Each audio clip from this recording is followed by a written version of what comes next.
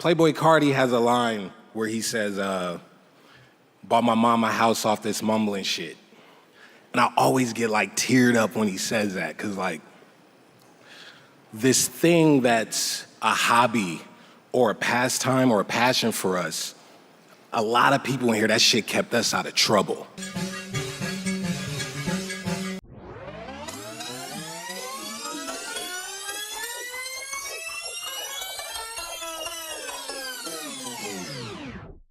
Where is Playboi Carti? Particularly, where is the album?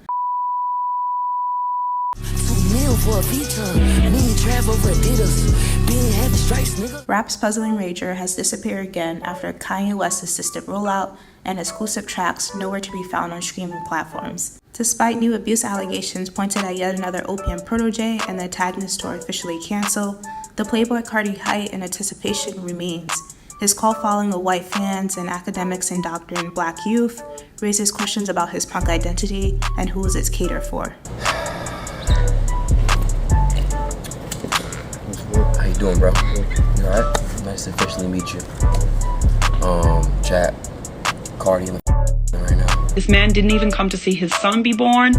He went to Philly to play the PlayStation with Little Uzi. You saw the boy just put a thong on. Playboi Carti. He put a thong up his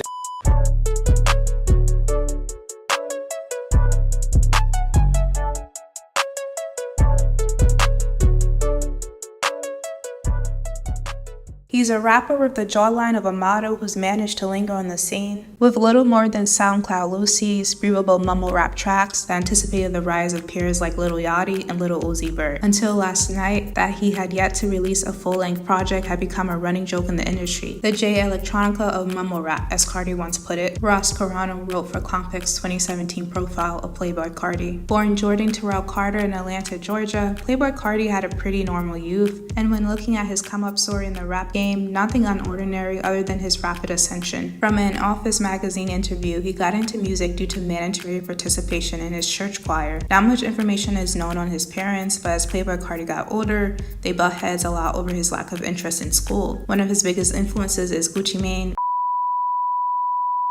When you're black, you're punk rock all the time. In 2008, two Swedish men launched an audio streaming platform called SoundCloud. Their invention would change the course of rap and Playboi Carti's life forever. What made SoundCloud different compared to other music-adjacent tech companies was the ease to which artists could upload their music to the internet and gain an audience. Emerging musicians could bypass industry politics around sampling and distribution and amass large followings. In the early 2010s, Jordan Terrell Carter was a teenager doing just that, first posting under the name Sir Cartier in 2011, and then finally Playboi Carti in 2013. His first YouTube channel is still up, and you can hear early tracks like Blue Crystal the Story and Carolina Blue. On these early tracks, Carti's lyrical content is solid, proving his mumble rapping adopted years later is a deliberate artistic choice. He was sheepish about his music promotion but gained a following in the Atlanta rap scene.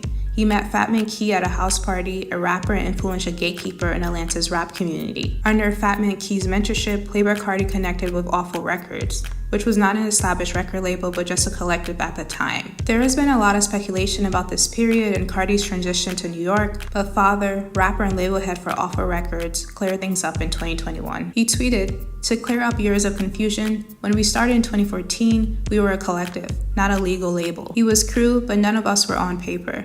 The day we were about to make Carti an offer to make it official, Ian called Wen and ASAP flew him to New York immediately." Carti been with us since like 2014, 15 or some shit like that, you know, from my recollection.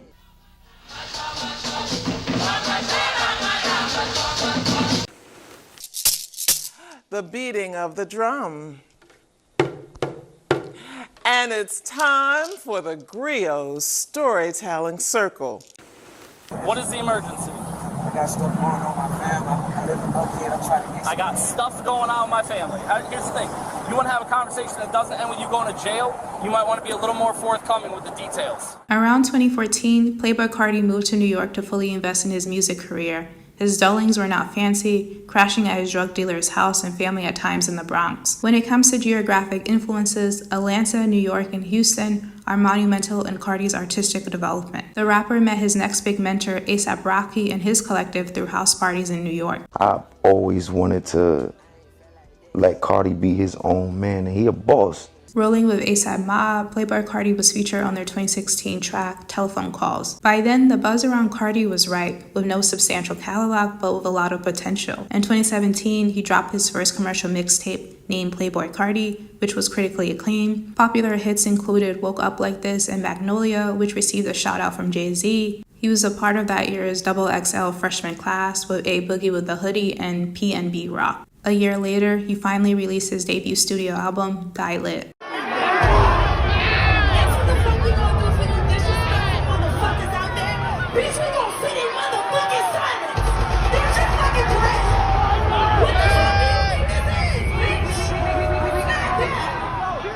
It felt like, yeah, like she's a black girl. We do not want her up here. She's not shaking ass, bro. Straight like that. If she's not shaking ass, we do not want to see this shit. Rapper Rico Nasty said on NPR's Louder Than a Riot podcast, reflecting on her time as the opening act for Playboi Carti's 2021 King Vamp Tour. In 2021, after a video circulated of concert goers booing Rico Nasty at the King Vamp Tour LA stop, the DMV rapper shared her frustrations on X, formerly Twitter, stating Carti's predominantly white male concert goers were anti-black. Rico Nasty is a pioneer in rap's alt subgenre, with her punk influences a solid match for post Whole Lotta Red Carti.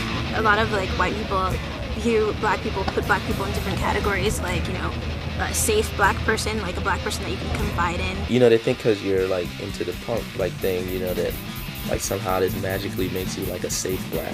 The reception she received from Playboi Carti's fanbase underscored Carti's complicated punk identity and its white targeted audience. Looking at Opium's branding through their Instagram page and official website, except Playboi Carti, there are not that many black faces visually and on the creative team. Keeping to the mysterious theme, Opium's creative team and their defined roles are hard to decipher, but known affiliates include Sex is Death, Black Hane, and Tom Shiner. Burberry Airy styles Playboi Carti frequently and is a punk skater who is modeled for Balenciaga. A lot of Carti's current creative circle overlaps with Kanye West's collective, which is further anecdotal evidence of a white gaze on his punk identity.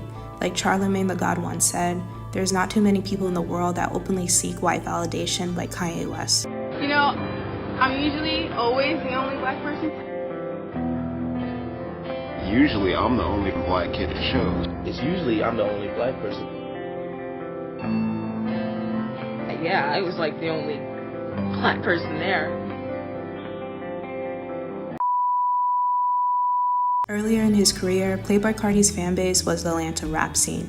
With his move to New York, his fanbase got more alternative and on the ground. As his fame grew more commercial, the white fans came, which is pretty normal in rap.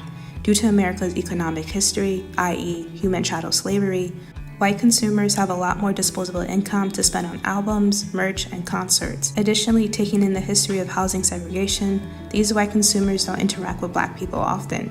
Rap and hip-hop culture provide them with a glimpse of the black identity and experience. As academic Dr. Bill Usman wrote in his 2003 piece, Blackophilia and Blackophobia, White Youth, the Consumption of Rap Music, and White Supremacy, it's an unsettling dichotomy. Black rappers are aware of this phenomenon and can choose to lean into their white fan base because it makes them a lot more money. It would be arbitrary to argue Playboi Carti only caters to white boys and men, but there are significant red herrings. While Rico Nasty endured racially coded and misogynist bullying from his fans, he kept silent. Looking at his dating history after Justine Skye, partners get lighter and whiter. One counter-argument that proves Playboi Carti does care about his black alt fan base is the number of black boys and men who listen to him. When this argument is examined, though, it's even more damning for Carti. Oh my God, 100%. Okay, I'm gonna go. Our Lord and our Savior. Yes. Playboi fucking Carti. Fucking Carti. It's not just a trend or a style. There's a cultural validity in it for me. My choice to look the way I do is just based on me relating to traditionally African aesthetic. But it was through punk that I had those senses reawakened. In hip-hop culture, through gatekeepers like Jay-Z, Russell Simmons, or Diddy, rap is commodified to serve their capitalist and white patriarchal pursuits. Compare Playboi Carti to Lil Uzi Vert, whose black identity doesn't seem stripped away from their punk aesthetic. That she worked for Uzi from 2022 to 2025, and she was, facing sexual harassment, intimidation, wage violations. Nothing to overly cheer for, but they also date mostly alternative black women. Their switch to gender-neutral pronouns in 2022 and their quirky personality highlight the complexity of black masculinity, not only in rap music, but American popular culture. I style Carti, but he doesn't need me. He doesn't need a stylist. Do you know what I mean? Like, we're just good friends, and he just asks me to do shit, but I don't ever want to be like, I'm his stylist. From an album with such an extensive list of producers and co-producers, there are 24 beats, and only 2 from longtime collaborator Pierre Bourne.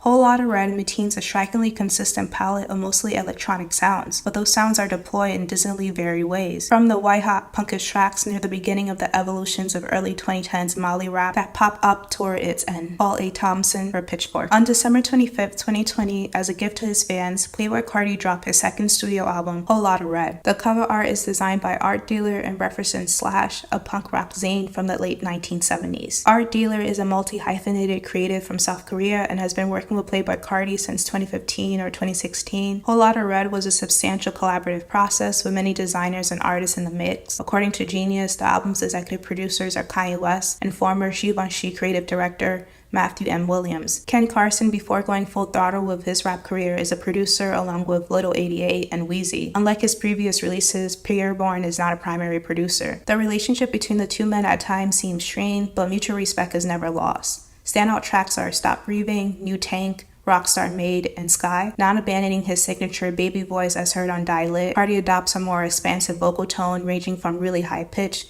to out-of-breath raspy. The project is arguably the most impactful rap album of this decade, with Carti moving beyond his Future, Young Thug, and Chief Keef influences to establish a distinctive lane of his own. It's hard to discuss rage rap and Atlanta's new trap sound without constantly referencing Playboi Carti.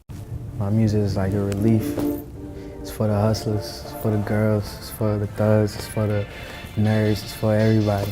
You know what I'm saying? Fashion is a huge part of this era too, with Playboi Carti morphing into your favorite vampire rock star. While punk purists argue Carti is simply cosplaying the aesthetic, the accusation is unfair considering the erasure of black people in the punk space. His Die Lit album cover references an old punk rock show found by Midnight Studios art director Shane Gonzalez. Carti listens to black metal music like the Norwegian 80s band Mayhem, and punk and hip-hop's relationship can be traced back to that decade. A more just critique of Carti's punk identity is it's not really anti-establishment or radically political, very self-centered on his witches and misogynist verses. A year before releasing Whole Lotta Red, Playboi Carti founded his record label and rap collective, Opium, in 2019. But it is weird when you dig a bit deeper into the history of punk and find that black and brown punks actually pioneered the movement.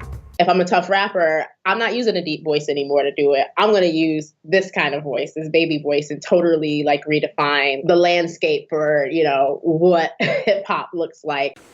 Playboi Carti began the rollout for his third studio album in December 2023, posting hints on social media through images and short messages. The singles were Different Day, 2024, and Hood by Air. On January 1st, he dropped a collaborative track with Travis Scott titled Backrooms. And then 2 weeks later, he released another single, Evil Jordan. Due to these tracks' limited streaming availability, it's doubtful you'll find them on Carti's final studio release. The releases appear to be Playboi Carti gauging the rap market and, importantly, supplying his fanbase with some much-needed product. Production-wise, none of the songs are extraordinary compared to Carti's more polished work, but they do provide clues about the I Am Music era.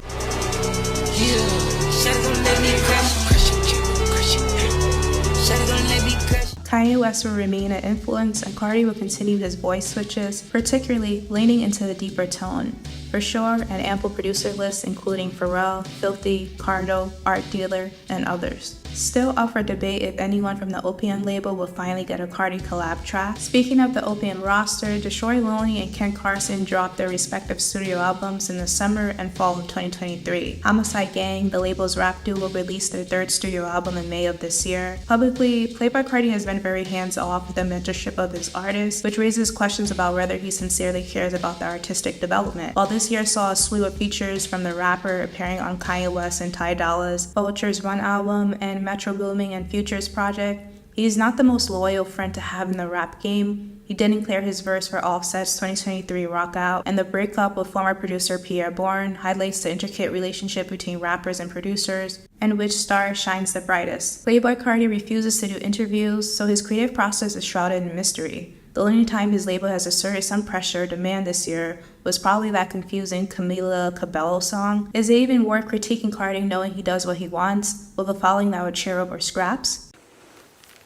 We say in Africa, when a griot die, it's like if a library burn, because we don't write the history.